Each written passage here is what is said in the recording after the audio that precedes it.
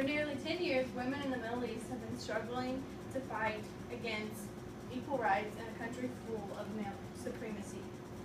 These women are being denied their basic rights, and by emphasizing and bringing this issue to the surface, I think that maybe they can gain more help and start a larger movement, and then maybe you guys will gain a better appreciation for just how good we have it in America.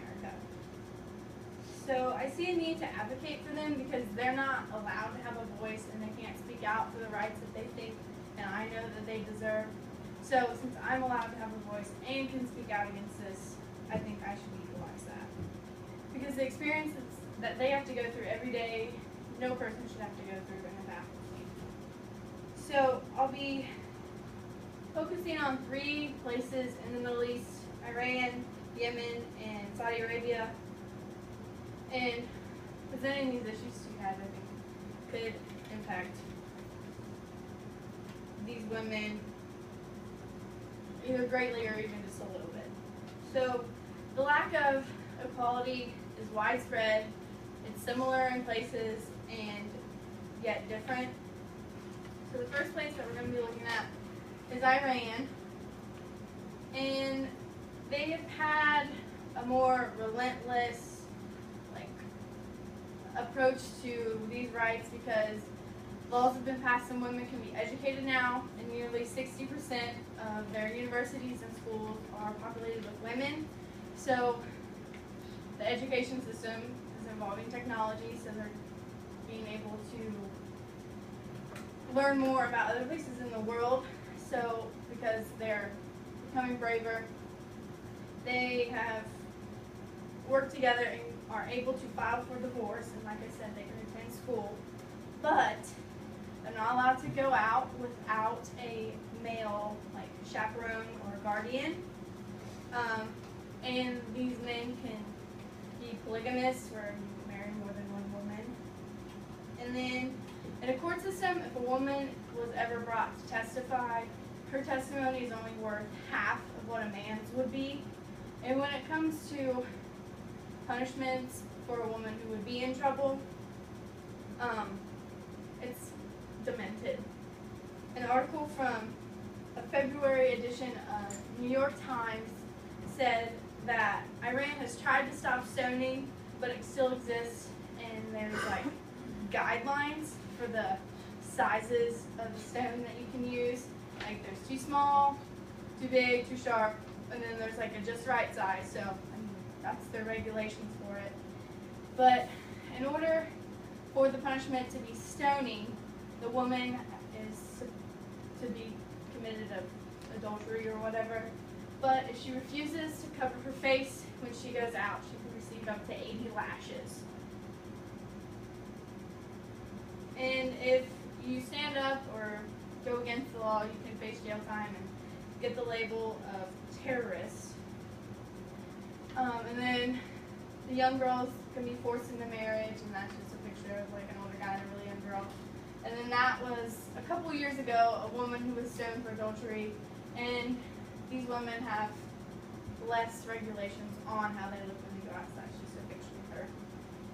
In Yemen, the women have the conditions just a little bit harsher, and most of their future depends on human rights groups and people sticking up for them. They experience discrimination in every part of their life. They always have to have a male guardian. They are not able to file for divorce. And even the Constitution lacks any kind of statement about equality between sexes. It's all about men.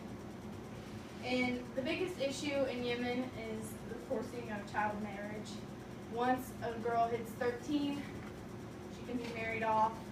And that obviously is going to cause a lot of issues for them, whether it be physical or mental, and then they obviously miss out on a real childhood, and that can also harm them because I think every kid deserves a childhood. And when they go out, they have to be dressed, you can see the eyes, and then that's just another picture of these young girls with older men. They could probably be their dad or grandpa. And they're either forced or sold. So I can't even imagine that. The last area, it's made improvement, but Saudi Arabia still struggles just like the rest of them. BBC News said that in the past 10 years, they've gained a lot of rights in regards to employment, a little bit in politics, and education. So they didn't. Besides that, they're denied the most basic right that I'm pretty sure every single one of you guys does in here, and that's to drive. They're the only country in the world that prohibits women to drive. And if they protest, they're jailed, labeled as a terrorist, and it basically limits them from driving to these jobs they're now allowed to get, going to school. So even though they made a little bit of improvement, it's still not allowing them to drive. Doesn't do much. In 2014, PE was made mandatory in school, and a fitness instructor that was instructing these women said it was like teaching a baby to walk because these women had never been allowed to do anything like that before.